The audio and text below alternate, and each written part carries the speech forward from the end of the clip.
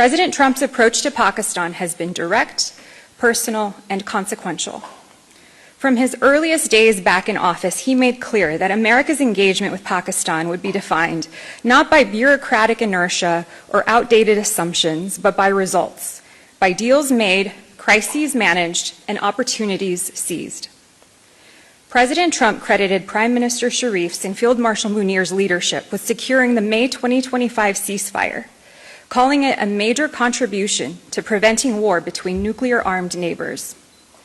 The statesmanship of Pakistan's leaders, your willingness to de-escalate and stabilize a dangerous confrontation, is not forgotten in Washington. It is admired, and it opened a new chapter. And then there is Islamabad's finest hour of modern history.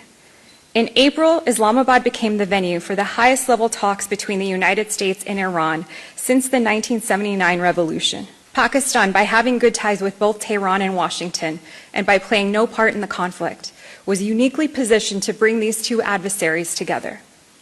Even many Pakistanis said it felt surreal. It was Pakistan's moment, and Pakistan rose to it.